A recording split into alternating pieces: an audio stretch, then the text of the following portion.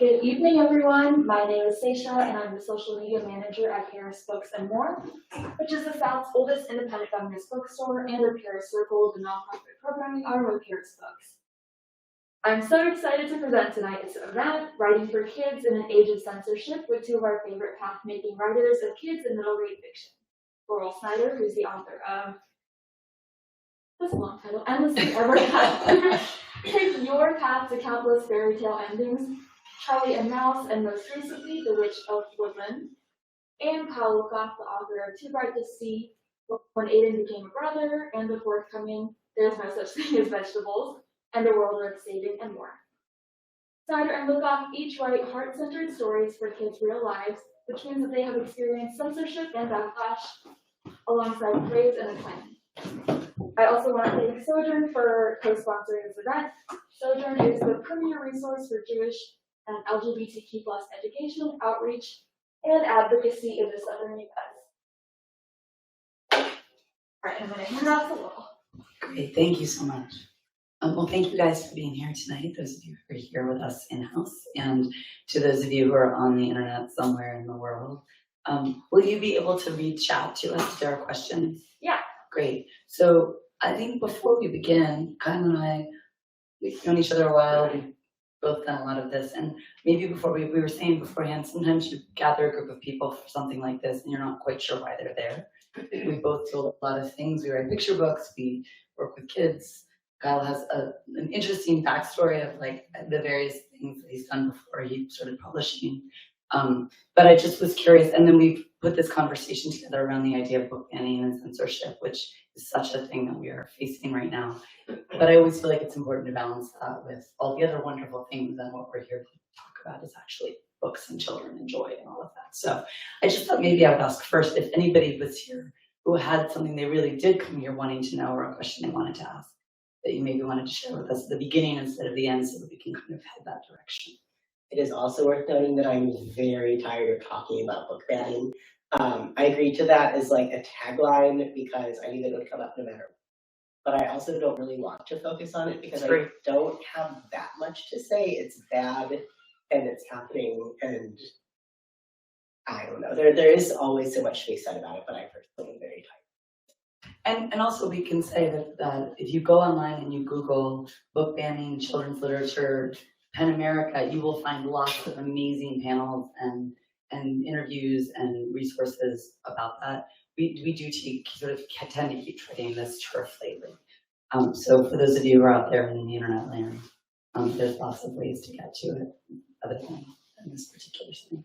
Also, helpfully, I have a pinned tweet on what I'm still calling Twitter because I'm stubborn that way, that lists like at least a dozen of the articles and interviews that I've done about book banning. So also, if you're desperate to know my thoughts, I've helpfully provided a link to a lot of them. Yeah, so I will put in one plug just from a practical standpoint.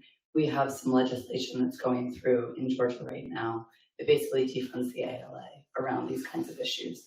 And so if you are listening to this and you are concerned with these things, please call your state senator and tell them that you oppose SB. So with that said, does anybody have anything either in the chat or in person that you wanted to ask, or you sort of wanted to begin with before we just dig into writing and writing life and all of that good stuff? What one might call a framing device. There you go. Look at you. All right, well then I will start by saying, Well, you didn't give people enough time. So one of my strategies, if I ask a question and I actually really want an answer, I force myself to count to 10. that sounds like somebody who's maybe worked with children. You counted to like 1. Yeah, it's because I'm always worried people don't have anything to say, and then I jump to so you need to be comfortable with like polite silence. I'm not good at that. Okay, well, I'm gonna count to 5. Too late to change. I'm old. It is never too late to change. That's true. 1. It doesn't work if you do it out loud because then we know. No, I didn't actually come with any questions prepared, but I'm writing a book that I want to be for middle grade, and I call it my little transgender Frankenstein story. So I just wanted to hear what you guys had to say, just to know what to expect when I eventually finish writing it and trying to get it published and all Yeah. that. So So- that's why I'm here. So one framing device could be like sort of publishing as an industry. I love that one. Seisha, is there anything in the chat? Has anyone chimed in yet? Not yet. Not yet, so. I actually did have one question for you, Laurel, specifically, that is relevant and maybe not immediately helpful to you, but I just announced my 20-something book. I don't remember what number it is, but I got invited to write the Little Golden Book of Pride, which I'm really excited about because it means that my coworkers are now like, thank you. So it means that like I'm now friends with the pokey little puppy and the tiny scrawny lion. And I was really jealous that you got to write a Little Golden Book, but now that I get to do it, I'm not jealous anymore. But I'm really curious about how that process was for you. Oh, interesting. Well, it was a lesson in reading too quickly. And also, what is your Little Golden Book about? My Little Golden Book is the Little Golden biography of Bruce Springsteen, which came about because I saw that somebody else had done, somebody I knew had done another Little Golden Book biography. And I thought, and I like went and looked it up and there was not yet a Springsteen. And I thought, this is my chance to have my name and Bruce Springsteen's name on the same book cover. So I emailed my agent and asked if it was available. And within like, it was weird. Usually publishing moves at a glacial pace. And they like wrote back in like an hour and were like, no, nobody wants to do it. You want to do it? And I said, yes. And she said, it's not very much money. And I said, I don't care. And then I promptly started writing a book without having really looked at the format, understanding that there was in fact a template of a sort. And so I wrote this thing that I fell in love with, and then I sent it in, and then they were like, did you read any of the documents we sent you? I said, no, I didn't. And so then I had to rewrite the whole thing. So I have there's a ghost in the book of the original manuscript that maybe I will repurpose for something else. But it was really straightforward. You know, it sort of walks the line. It's like almost work for hire kind of thing. So there was sort of a really straightforward deadline and format and word count and all of that kind of stuff. Which I like constraints. Like I like being given an assignment and seeing what I can do within the parameters. So the reason why I'm very rudely looking at my phone is not because I'm ignoring you. It is because I have a very funny email exchange about my Little Golden Book that I want to read. So now I'm looking for it. So essentially, the format of Little Golden Books is they're what, exactly 28 pages, 30 pages, something like that. And there's, you know, a very specific, they're looking for specific things. They're looking for things worded in a specific way. It is for, in some ways, the youngest readers. And the word count, I think, is like 950 words, something like that. So originally, when I was invited to write this, I was told,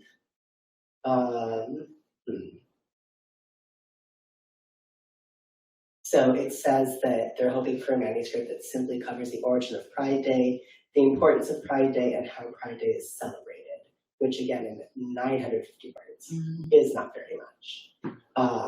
And then the funniest thing to me was an email where I was asked if I could include, if I could define the so specifically LGBTQIA+. And I was asked if I could write out that information in a sentence or two. And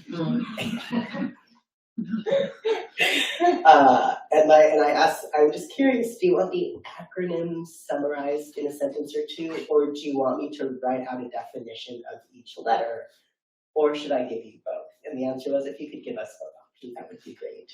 And I just was like, what is my life that I'm being asked to summarize, like an ever expanding initialism? Yeah, you're like, the pluses are. Where every single letter is constantly embattled and endlessly changing. Like, there is no strict definition of what a lesbian is. There is certainly no strict definition of what transgender means.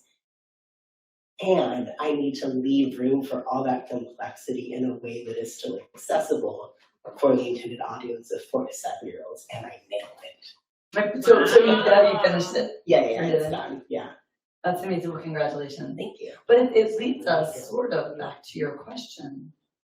in a roundabout way, which is writing for middle grade readers and for children in general, but it's always this balance of how much and like how little can you say, how much can you say, both in terms of content, in terms of word count, in terms of sophistication of language, like all these kinds of things. Like when you sit down to write, do you think about like, given that Little Golden Books gave you very strict guidelines, but when you have an idea, you're walking down the street and you see a bird and you think, oh, I want to write a book about a bird, whatever it is that sort of spurs you.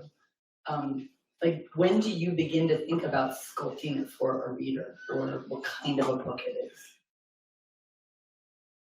How does a random idea become a more contained narrative? Yeah. There's no one way that happens.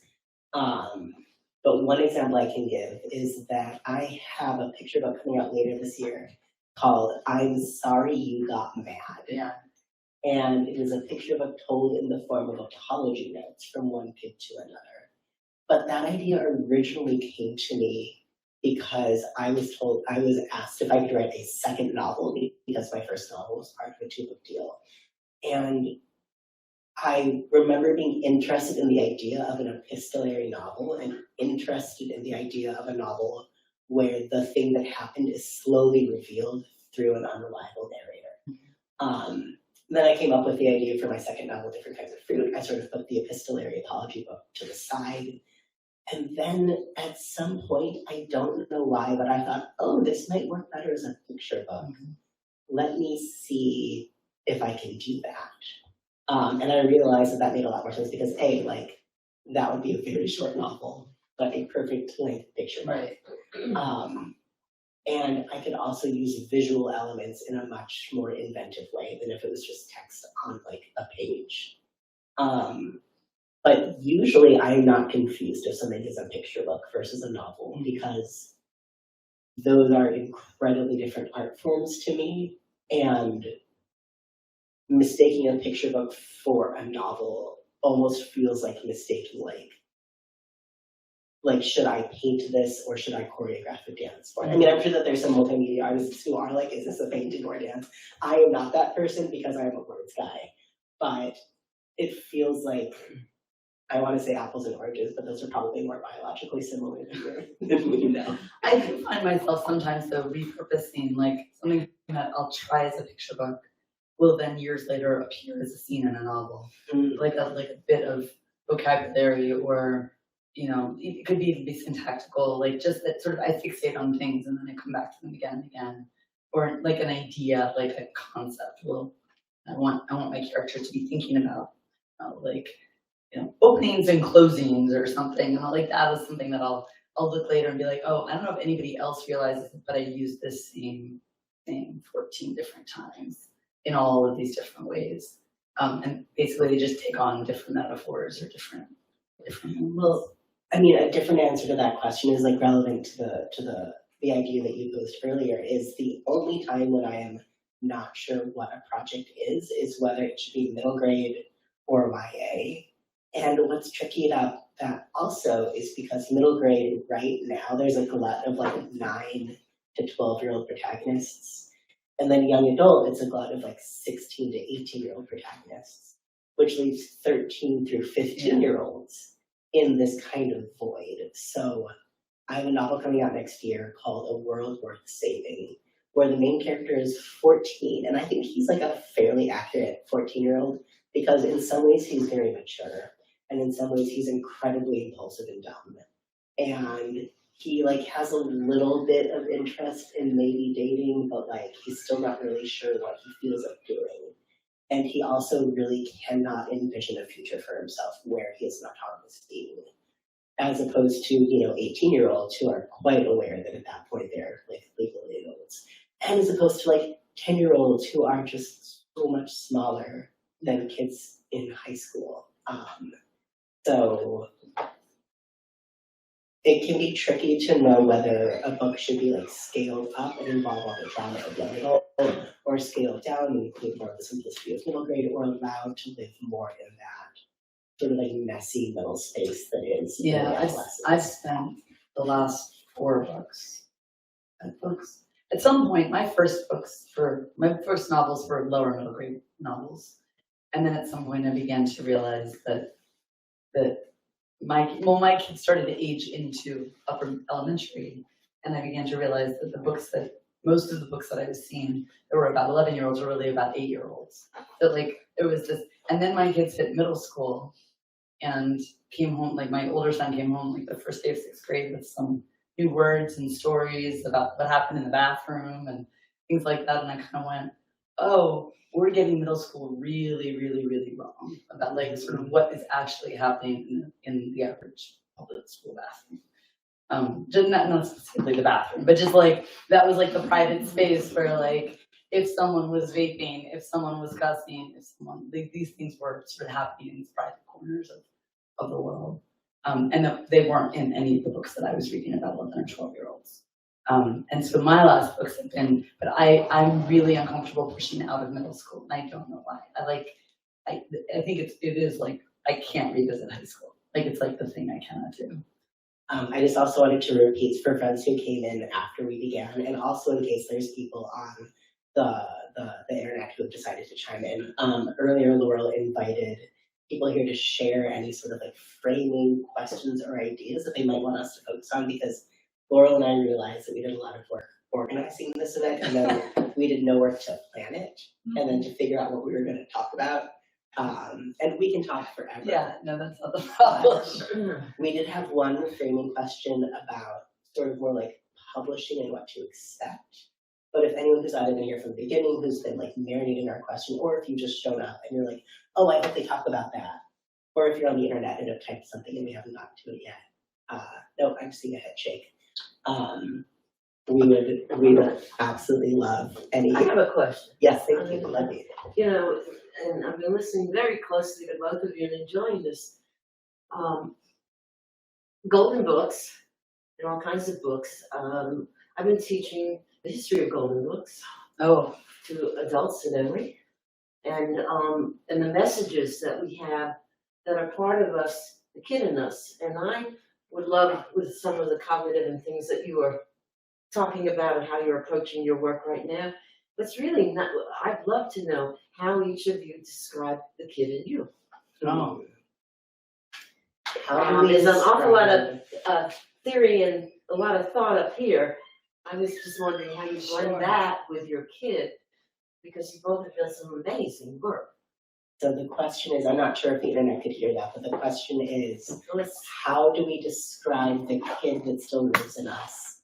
And then also, that is you. And then also, how do we blend sort of like our adult, intellectual, cognitive ideas about writing for children and blend that in with like the inner child? Is that an accurate?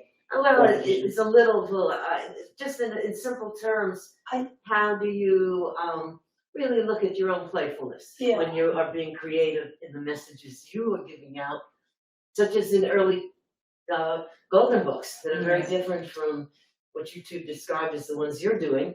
The golden books have evolved. There's sort of two parts of that question for me, and the hardest part of writing for kids for me, and I think for a lot of people, maybe some people don't struggle with this, is we're really writing a language we don't speak anymore.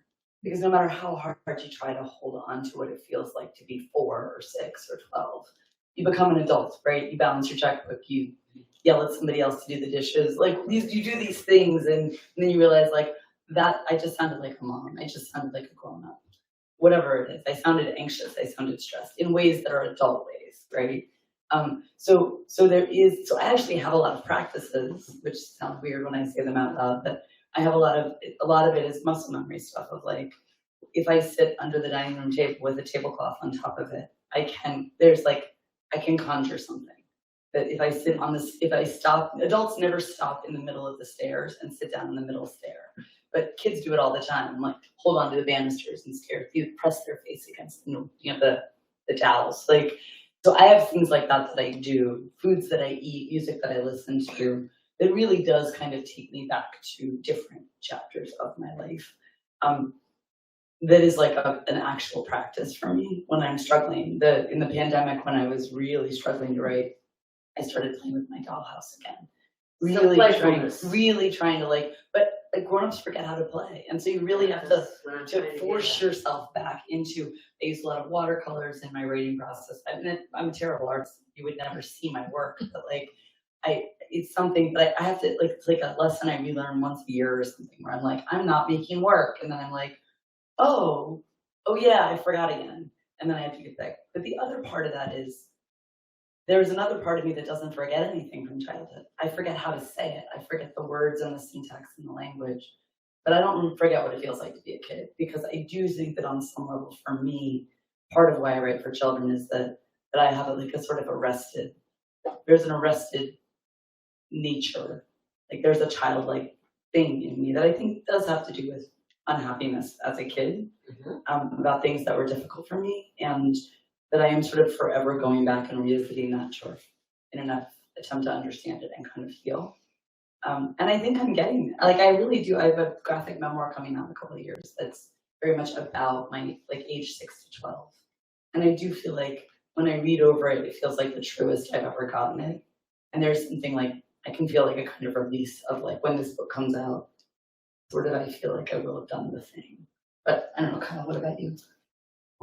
That is a tricky question, and I'm not sure how to answer it. I will say that I am not the kind of person who has said, like, I'm 3 adults stacked in a trench coat. I've never described myself as adulting when I do things. I very strongly and firmly identify as an adult. However, the way that comes off is when I'm constantly saying I'm a grown-up and I get to do whatever I want, especially when I'm making slightly unhelpful choices, or when I get to be difficult and stubborn and exercise autonomy in a way that children can't do. Like, I remember one tricky period spent with people, I don't want to get into too many details, but I was talking to my partner, and I said, you know what, I am a grown-up with a credit card and full autonomy. If I need to get away, I can make that choice for myself. And I think the fact that I am so hyper aware of the things I get to do as a grown-up that I didn't get to do as a kid means that on some level I still am able to access those memories of not having that autonomy and not getting to make those choices for myself, and feeling like someday I am not going to be 5 or 7 or 10 or 15 and I'm going to get to do whatever I want. Like in some ways, I think my steadfast insistence that I am a grown-up is, if anything, more childlike than adults who say that they are adulting when they do like basic tasks. It's like I'm bragging about the fact that I like have a credit card and autonomy in the way that a kid might brag about like having the most Barbies or whatever. And then similarly, in my books, I get to be outwardly and openly weird and profit off of it in a way that I was punished for as a child. I was a very strange child. I had a very difficult time making friends. I did not know how to dress myself. I did not know how to brush my hair. In my first novel, To Write to See, the main character often describes feeling like there's some narrator describing everything that's happening. You know, the child climbed a tree and felt the wind on her face. Right. And as a child, I would narrate what I was doing to myself so that I would feel real. So it would feel like things were actually happening to me. And I think that the way that I stay in touch with like that child is by allowing myself to write the things that I wish that I could have said, but other kids would have made fun of me for it. Now I just get book deals. It's great. That's really, hold on 1 second. I've never heard anybody say that out loud before. Say what? About the narrator, but I also have that. Like, I have a poem I wrote in college about myself without realizing it. Like, the poem's like, you know, at the grocery store, I'm that girl in the blue coat near the pears. Like, there's always this sense of like seeing myself as though by a third person narrator. Is that like a consistent thing in your life? People often come up to me and say, I've never heard anyone say this, but I do this too. At first I thought it was like a trans thing, and then a lot of people told me that, but as far as I know, aren't trans. So I think it might be a little bit more common than any individual person thinks it is. Yeah. I saw 2 hands.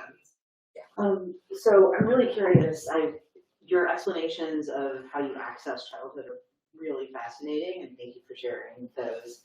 I'm curious about once you get there and once you access it, how you translate it, or if you feel like you need to translate it into what like a current child could access.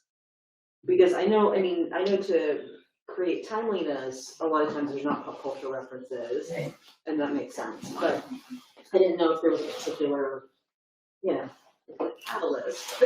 I have recently heard several young adult authors say that they are now writing middle grade because they felt like they couldn't access the teen experience anymore. I feel like that's most prevalent for people. Like if you can't follow, like we don't know what our children are doing now. It's the truth. Like I have teenagers at home, and I'll be like who's radicalizing you today? Like what's going on in that machine? But I got a lecture from my kids have started calling me a screenager because now there's this like pushback thing. So my son's taking all social media off his phone.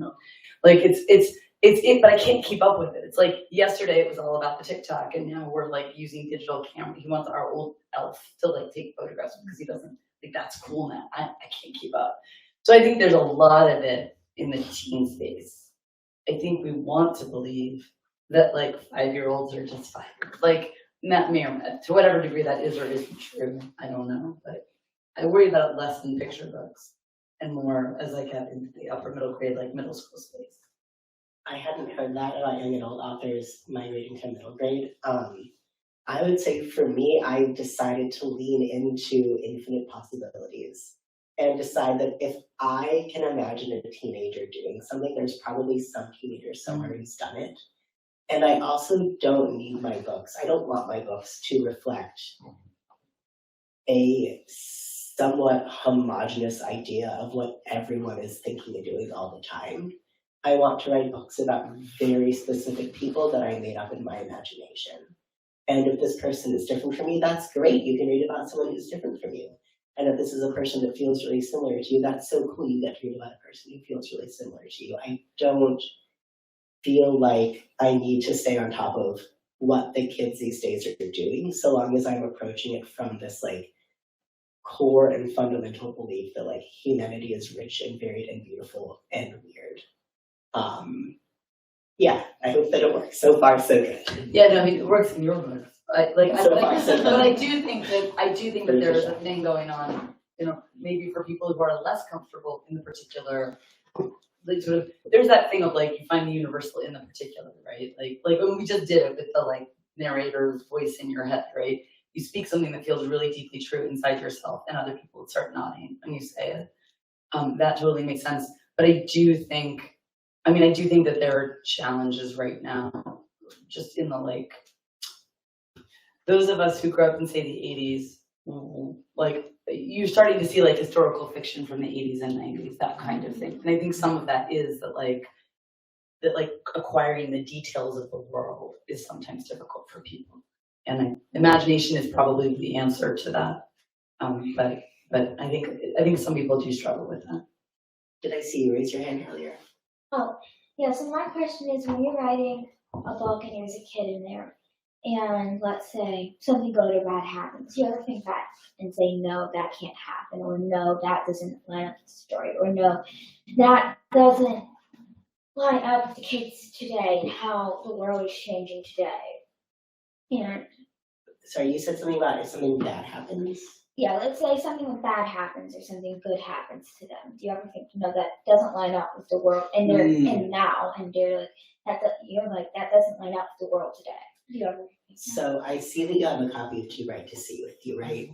Did you, and I'm curious if you're referencing specifically the thing that I'm bringing up, but in the end of my first novel, Too Bright to See, spoiler alert, it came out a few years ago, you should just read it. Spoiler alert, the main character comes out as trans towards the end, and everything is fine. Everyone is nice to him, everyone is like, cool, thanks for telling me, what can we do to make you feel more safe? And I liked to joke ahead of time when I was working on it that ghosts may or may not be real. I'm on the fence, maybe that part is realistic. The idea of a trans kid coming out and everything being perfect, that's like the supernatural, like fantastical element.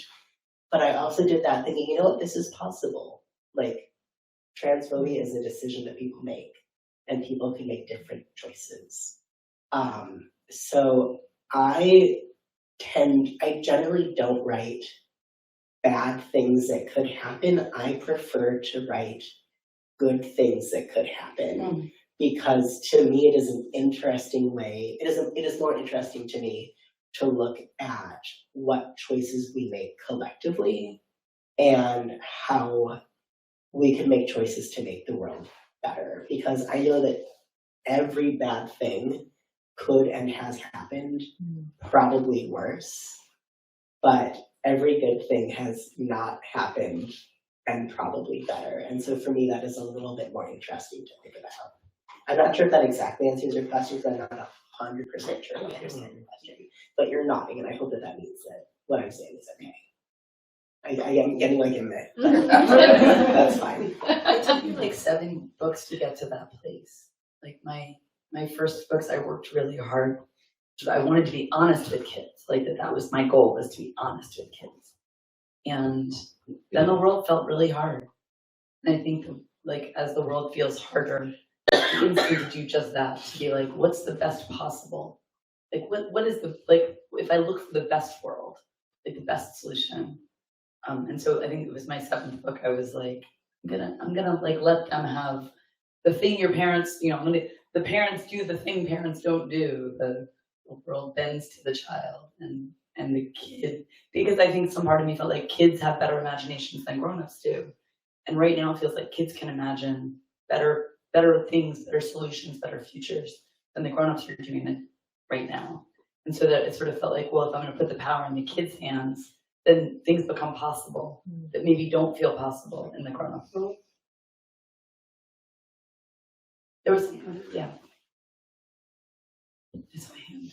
Tara online asks, I'd be curious to hear your thoughts on how, as authors, you decide what newsworthy issues and events, such as book bannings, to comment on publicly and which ones to take a step back on.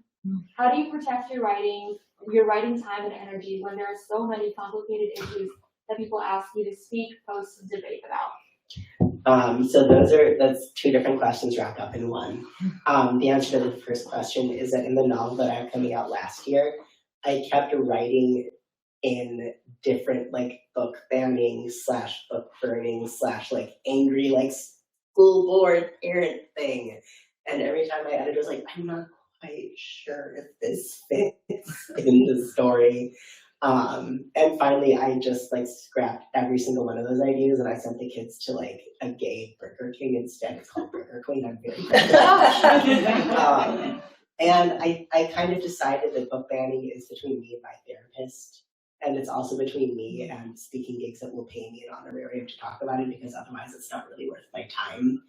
I think that if I were to write about it now, it would be almost too current, and definitely too raw for me emotionally. It is something that I'm still processing, and it's something that I'm not processing very well, because I'm not an emotional person and I'm bad at having feelings. So all those scenes didn't work because they came across like I was trying to get something across to the reader instead of asking a question that I was curious about and then looking for the answers through a story. And then the second question, which is how do we protect our time? If I started charging a very high honorarium for any book banning talks, and most people aren't willing to pay that much, so then I say, oh, I'm so sorry, but I'm not available for that, which is mostly because I don't want to do it, but I will do it for like a lot of dollars. And then otherwise, I'm getting, part of why I pinned a tweet with all of my writing about book banning is so that when I get asked to do interviews or like, we'd love to get a comment, I'm like, you are welcome to pull from any of these works. That's just like an efficient way of protecting my time. My answer is really different, actually. The first is that timely topics only come up in my work if they would come up in the life of the character. So I've never like actively been like, I'm gonna put like blue whales, you know, or beaching themselves or something. Like I've never randomly chosen, but like the character in my most recent Witch of Woodland, like there was a scene in it where she like is going back over like sort of she's describing her world, and her world is my world, and so my world is full of like political yard signs that may or may not do anything, like, and her awareness of that, of like she plays this game. Wait, this is Jasper June, but she plays this game where she like gives points for like different people's yard sign, like righteousness or whatever. But like that's a way that to me feels appropriate for a 12-year-old to kind of process and see layers of their neighborhood, layers of their community, question it, you know, be proud of it, not be proud, whatever the case, be embarrassed of her parents for, you know, their bumper stickers, whatever, rather than making a book about a political topic. But my answer is very different than Kyle's on the second too, which is, first of all, I have terrible boundaries. I'm not good at saying no to things, and I'm like often avoiding a project that I'm like, oh, somebody needs me to do something that means I can't work on my novel. Great, you know. But the other piece is, book banning isn't an attack on books, it's an attack on people, and I'm not the person that's being attacked. And so because my books have sort of gotten caught up in all of this, because they're just coming for everything at this point. But so it feels like sort of I haven't been on the front lines of this. I haven't been asked to do this forever and ever and ever. I haven't got a list of all the things I've done. And so when I do get asked to do these things, I feel like, well, I should be the person stepping up and taking a turn because I'm not actually the one in the line of fire. And so I've been doing more of this the last couple of months, and I really want to get more involved in the school boards in the area. There's a bunch of stuff going on up in Cobb that really needs people's attention. And so I feel like if you are somebody for whom this isn't a personal attack and you're not vulnerable in that moment, it'd be a really good time to show up at a school board meeting. Good. Anyone else have a question? So this is a question. If you ever have a character in your book that's trans or gay or lesbian or part of the LGBTQ plus community, or you have a topic in your book, how do you introduce that to your readers? So the question if the internet couldn't hear was, if we have books that have either LGBTQ plus characters or maybe more like complex, like political ideas in it, how do we introduce those to readers? Is that an accurate rephrasing of your question? Cool. It can be tricky. At this point, I kind of hope that anyone reading one of my new books just knows what trans people are, so I don't need to explain that to you. In my novel, Different Kinds of Fruit, there was a fair amount of explaining because I was trying to talk about a couple ideas that I hadn't yet seen in middle grade novels, especially around like intergenerational ideas about queer or trans identities. So the way I did that was that I just had a main character who didn't know anything so that characters could explain things to her, which a lot of people on Goodreads did not like that, but then other people did. So that's just a lesson that I should never read reviews of my books written by other people. I think, yeah, it can be helpful to have a character who doesn't know things, but also sometimes I think it can be really useful just to say the thing you want to say and know that some people are going to understand it. And some people are going to be confused by that, and that both of those experiences are valuable. I know that when I'm confused by something, when someone from a community that I'm not part of is talking about an element of their lives or their experiences that I have no familiarity with, that is when the important lessons that I learned from there involve when to shut up and when to listen and when to pay attention and when to know that it is absolutely not my job to form an opinion on what I'm learning. It is just my job to learn that thing. And all of those are valuable experiences for readers, and I don't want to explain too much because then I'll be taking away somebody's experience of maybe being unfamiliar and seeing what that uncovers in them. It's maybe a good thing to divide how we write from other things that happen to the book after we write it, right? So you write a story, you have an idea for the story you want to tell, and you write it down, and then your editor or your publicist or somebody at the publishing house or whatever, or reviewer, it might even be the Barnes & Noble representative, right? Like you get this input from people that like this book or this cover or this character or whatever, sort of they want you to change it.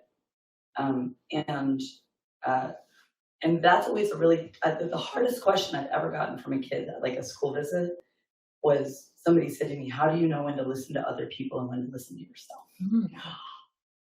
How do you know? So yeah, I've been thinking about it for like 10 years now, because this kid asked me this question and I like stood there in front of him and I was like, I don't know. But like, I'm gonna think about this for the rest of my life now. Thank you for asking me the best question anybody ever asked me. And I wish I'd like gotten his name and a way to be in touch, because I thought about it a lot over the years. And for me, the short answer is, when somebody asks me to do something or somebody criticizes me in a way that gets me really angry, it doesn't mean they're right, but it means I need to think about it. It means that that's something, there's a reason it's agitating me, and it's because it matters, right? If it didn't matter, if somebody's like, I don't like your hat, and you don't like it, you're like, oh, whatever, I don't take the hat off. But if you love that hat, right? Or you secretly hate that hat and you don't know why you're wearing it. Like, there's some reason why you need to revise yourself. And this is, so topics like this, things that someone else might either not understand or find problematic, are tricky, particularly when you're writing for a minority population of any kind. And it could be a minority of 3, right? It could be like, the only people you really are really going to understand the story is the minority of people who were in your class in 4th grade. Or it might be Jewish people, which I am, right? So when I write a Jewish story, I often struggle with this, like how much to translate, how much to explain. If you use a term that the non-Jewish population is, or maybe even large chunks of the Jewish population isn't going to know what that word means. Do you want to say, you know, I don't know, like kugel, comma, like a dish made of noodles and can be sweet or savory? An early reader for my next novel asked if I could define Zichron Libraha, and I was like, no. Right. Either you know what it means or you don't, and then you look it up, or you don't. But I don't feel like explaining it. Right. And sometimes that's the answer you choose. And different writers choose different answers. Different editors will ask you to do different things. And there are things that I explained, like one character says, are you going out wearing that schmata? And then someone else says, that it's not an ugly rag, she looks nice. Right. Which is explaining what a schmata is. It's always and also the question about when you know when to listen to others versus yourself, that reminded me of this like Jewish teaching, which it is said that in your pockets you should carry 2 scraps of paper. In one pocket it should say, I am made of dust and ashes. And on the other scrap it should say, the world was created in my image.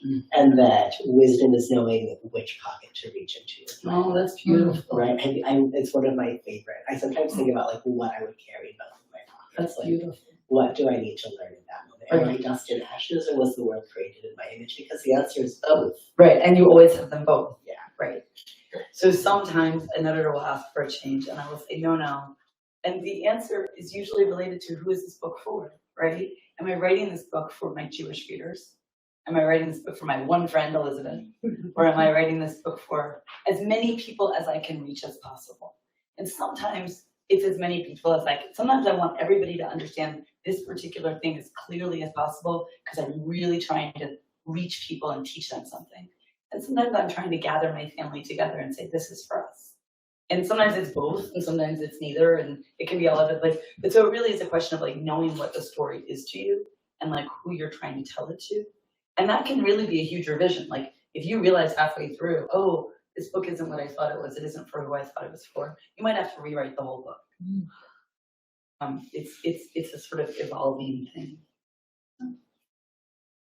This has turned into like a very extended Q&A, which I love. Yeah, Q&A is that. actually one of my favorite things. I saw your Okay, I've being scolded by my younger child grabbing my phone up, but that's because I want to take notes about what you're saying. I'm curious, who were you reading when you were in middle grades, and who is writing now that your middle grade self wishes they were reading or you could have read? That's basically my first question on my list of questions I haven't been asking. So there you go. You can read your brother's story. Totally useless. I loved sad books. I loved all books, and I was a kid. The world was different. Books were harder to get your hands on, right? I would go to the library on Saturday morning, and you could only check out 10 children's fiction books. It was like there was a limit because there were only so many books in the library. And so I would reread books over and over again, but I would basically read anything. And also we didn't have algorithms then. So if you liked one book, there wasn't like a machine that was going to tell you what to read next. So I would pull a book Just off the the shelf. librarian. I'd be like, She'd be the outrage. but if she wasn't cranky, I'd easy like left trash in the corner or whatever. But no, so you pick a book because it was purple and I liked purple. You know, you pick a book because it had the word unicorn in it, and then it would turn out to be not at all about unicorns. So there was a more serendipitous sort of haphazard nature to my reading. So I read kind of everything and anything, but the books I loved best were sad books. I was a sad kid, and I felt like sad books kept me company. That like people were always trying to tell me to cheer up, and then I would read like Homecoming by Cynthia Voigt, and just the number of times I have read the Gellerman trilogy, I was like, yes, it's okay to be sad, and also like you survive it, like it's fun, you wake up the next morning and you're not as sad as you were the night before, kind of feelings. So I read a lot of that kind of stuff, and then I read a lot of poetry. That was sort of from my wheelhouse. Anything that felt poetry, anything like some of the James Thurber novels that were just really playful language that sort of scratched that itch. But those are my favorite things. Many years of my life were spent reading The Babysitter's Club over and over and over again. I also loved Goosebumps. I read so many Goosebumps books. When I was, I think, 12, my brother got me the first Pamela Pierce Quartet, Elena, and the Linus. And I read those 4 books on loop. Like I would finish the 4th one and I'd go back to the first one. And then I started the second quartet, which was Wild Magic, and I read all the way to the end of Wild Magic and then go back to the beginning. My mom didn't love that I reread books so much, but she also didn't tell me that I couldn't. And then I also, there's like some typical middle grade fare. I read a bunch of like Newbery winners and whatever books were in my classroom. But there were also some stranger choices sprinkled in there. I remember checking out Watership Down for my school library many times in a row. I never got past the first chapter, but it was the biggest book in the library. And I thought, if I'm carrying this book around, everyone's going to think that I'm smart, and then they're going to want to be my friend. And that did not work. I also read, I bought a copy of Stephen King's It when I was in the 6th grade, which was very informational. There were many parts that I did not understand, but I also knew that if I asked my mom to define some words for me, then she would not let me keep reading that book. And then there was this memoir called Autobiography of a Face by Lucy. Oh yeah, Lucy, really. I read that book when I was in the 7th grade. I read it over That's crazy. and over and over again. This is a memoir for adults about the woman is a poet, and it was about her childhood experience of cancer and then the disfiguration that came along with it. And I reread it as an adult, and I realized that as a child who would grow up to be trans, who did not know that yet, I think that what I was resonating so strongly with was this feeling of being disconnected from your body and feeling like there is something wrong with you that everyone can see. And I was also very interested in her experience of illness, because as someone who's like, in some ways, like disgustingly healthy and has been for my entire life, the idea of being that ill fascinated me. I don't know why. Have you read Truth and Beauty? Yes, I did. And then the question of who's writing now that I would have loved to read then. I was also very, very interested in books about racism and other kinds of discrimination. And there was not a ton of that I remember reading as a young person, but I think that I would have been delighted by the wealth of books on those subjects today. I really wanted to read more about anti-Semitism because that was something that I experienced pretty much every day of my life from the age of 5 to 18. And I only ever saw that in books about the Holocaust, which is very different from what I dealt with. And I wanted a little bit more of that experience so that I wouldn't feel like the only one. Yeah. Also, Seisha, I realize I don't actually know exactly how much time we have. Yeah. I have about 10 minutes. Oh, I love to be on time.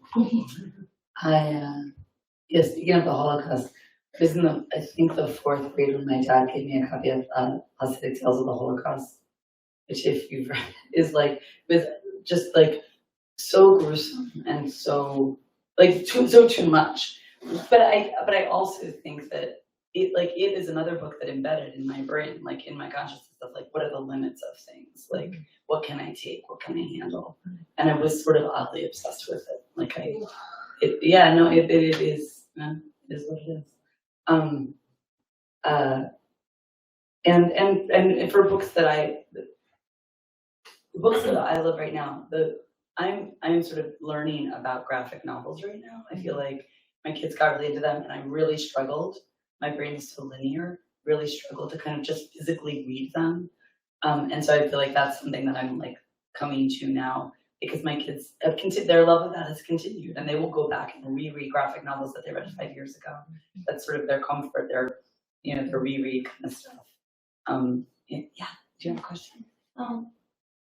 When you're about to write a book or you have the idea, how do you know, oh, this is going to be a book? You're just walking down the street, oh, I'm going to make a book, like 2 Bites of Sea or 2 Kinds of Fruit or Orphan Island.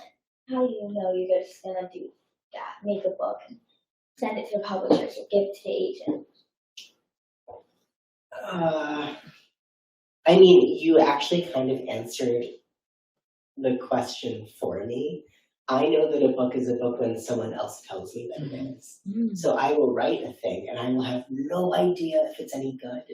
And I will have no idea if it's something that anyone else will want to read. And then I would send it to like an agent or an editor. And then they would either say, yes, we do want people to read this book. And I'd say, yes, it's a book now. Or they would say, oh, no, thank you. And I'm like, oh, I guess that's not really a book then. Although I do have to say, I do not actually recommend that because I think that you could make that decision for yourself about if it's like a real book or not, because that's not a real thing. Like, I should not be so dependent on other people's opinions. But I also do not think that I will change that part about myself, but it's not too late for you. I think a book is a book when someone reads it. Like, I think that's what makes a book, right? If I write, and like I've been doing the morning pages all fall. I've been writing 3 pages a day in my notebook all fall and winter. That's not for anybody else. It's just for me. It's just in a notebook, right? But if I took that notebook and I changed the title of the notebook from Laurel's Morning Pages to The Amazing Adventures of Laurel Snyder, and I brought it in here and I stuck it on the shelf and you bought it and read it, it would become a book, right? It goes from being my journal to a book when you read it. So on some level, it's a point of access, right? Like the editor is the person who gives it to people, or the publisher is the person who gives it to people. It's not really about what's on the page. You might love to read my diary. It might be your favorite book. I don't know. I'm not going to let you have it. But so I have hundreds of manuscripts that aren't published. And I usually show everything to someone, but it might not be my editor. It might be a friend. I might send to somebody and be like, what do you think of this? And they might be like, it's not your best work or whatever.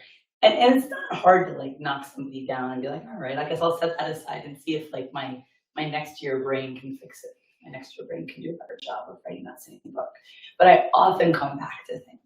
So like the book that I published this year, I wrote in 2019 and 2020 the first time, and I did a terrible job. And then I set it aside, and then I came back to it again. And my Jasper June, I wrote 5 years before I rewrote it again. Like I often leapfrog my books. So like I wrote my Jasper June, my agent didn't like it. It was a time travel book in its first incarnation. I wrote Orphan Island. That book did get published in its first draft, or I rewrote it, but it like my editor liked the first draft. And then once I was done with Orphan Island coming out, I went back and rewrote my Jasper June and I took out the time travel. So I changed it all around. I started over from scratch, but the idea was the same idea. The character was the same. This is a follow-up question. I'm so sorry I'm asking so much. No, we want you to ask questions. Well, no one else is. No. Have you ever had to leave something in your story and it was maybe a big thing or maybe even a small thing, but you held on to that and you thought, I wish I didn't do that, or you got really upset because you liked that part of the story and then someone's like, no, you can't have that in your book when we publish it. It sounds like it sounds like you're writing something. Right. I'm excited about that. I have a lot of them. So your question is there something that we wish we could have included in a finished book that we couldn't? Yeah, like someone said, no, you can't add that to your story, but you really wanted to add that, but that you thought was there's a point in your career, if I'm being really honest, where if you really want to fight for something, I think you can push your way through. Like, I don't think it would have to be really, really like I've had an editor come to me and say like, we're gonna there's a scene in a book I wrote called 7 Stories Up, where the girls, it's like set in 1937 in an old hotel, and they find a glass of wine in a dumbwaiter that was being sent up to one of the people in the hotel, and they drink it. And somebody came to me and basically said, you can have it if you want it, but if you leave it in, we're going to lose a lot of library sales. Like, that's a thing that could happen because kids drinking isn't okay. And it was a specific reference to Anne of Green Gables. Like, there was like a specific tie in that I really wanted this relation, this connection, this like Easter egg, they call it, right? And at the end of the day, I was like, it's not that important. It doesn't matter. It doesn't change the book. If I take it out, I'll take it out. It still annoys me because I thought it was a good scene. Like, in the world I want to live in, kids are allowed to know that sometimes people drink wine, and occasionally kids even have a sip of wine, and it doesn't destroy the world. But that's not the world I guess I live in. Yeah, I mean, I think, you know, if you're not publishing it with like an editor or whatever, you absolutely get to make your own choices. If you are publishing with a publishing house, other people are also very invested in the book doing well, and they might strongly recommend things. But ideally, a good editor would say, I really think you should do this, but it is your book. And maybe they'd say, you are going to lose a lot of readers if you do this, but that's still a choice you get to make. There might be editors out there who say, if you do this, we are going to cancel your contract. I don't know if I've heard that happening though. It might have. I've not heard that happening.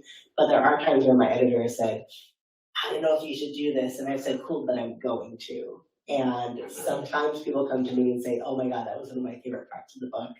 And then sometimes it's something that no one else notices. And then there's also probably times when people really hate that, but they haven't told me yet. Well, So, there was Maggie Tagood-Hall's thing with Scholastic last year. oh, true. So there was a situation where somebody was writing a story about her grandparents falling in love in an internment camp, and Japanese American families, and Scholastic wanted her to change the author's note so that there was no mention of racism in the book. They wanted to publish it, but they didn't want to include any. And she said no, and she not only said no, but she published their correspondence online and called them out. There was a big New York Times article about it, and it was really, really important agent for change that moment. A lot of people got very upset and really spoke out, and Scholastic changed its policy. That's true, I forgot. So sometimes there are these moments where, and it's just a question of, right, the glass of wine in my book didn't matter, but her grandparents' love story did matter to her. And she needed to lean into that and use that moment. And we're all really glad that she did. So it's always this balance. It's like an equation. I don't know what the equation is. There's some equation of like, how much does it matter to you? How much does it matter in the world? How much does it change the book? And how much power do you have, right? And you're trying to sort of figure all that out when you make these decisions. That actually is almost a great, it's 8:30 now, I think, and that feels like a great, oh, we have 2 minutes. I can see one last down. So if the name Phil Bildner means anything to you, I send you love from Phil. Oh, okay, cool. Hi, Phil. Phil says And- like it. So the reason I came is I am a volunteer with the American Foundation for Suicide Prevention. So when I read the subject matter for which tonight's talk will be about, I'm curious to know if y'all be willing to talk about what can we as an organization be doing to get messaging out to children regarding mental health. I have no idea. It's a weird thing that we often find ourselves in these situations where we're not a teacher, we're not a librarian, we're not a, I was a librarian. That's right, you've done all the things. I don't know. That would be a question for my partner, who's he's like a clinical therapist. I've learned the hard way that if I don't know something, I should say that instead of pretending like I do. But I'm very sorry, I do not have an answer for that. If I did, I would tell you. But thank you for doing the work that you're doing. Yeah, what Laurel said. Also, hi, Phil. Yes, Phil is a dear friend to the world, even the people who don't know him. And he has an amazing book that just came out this week. So can we give a plug? He has a picture book. What's the? I'm gonna get the title wrong because he has a novel by some subject. Something Glenn Burke. It's a high five for Glenn Burke is the novel, and then but it's about Glenn Burke who invented the high five. I'm just I have one suggestion. What you said about being a sad kid reading sad books resonated because, you know, sometimes when you're sad, you want to read a happy book to cheer yourself up, but you leaned into it. So I'm wondering if, you know, reading books that are a mirror for how you're feeling and seeing a character make a choice that is healthy could be helpful. So, you know, in the way that reading sad books was helpful for you. Have you guys thought about creating like a recommended reading list or? No, I'm just here to learn. Okay, like something like that could be like we endorse these books for kids' mental health, or maybe approaching an illustrator to do some kind of illustrated campaign. Thank you. I'm jealous. I was gonna say, you're sitting next to him.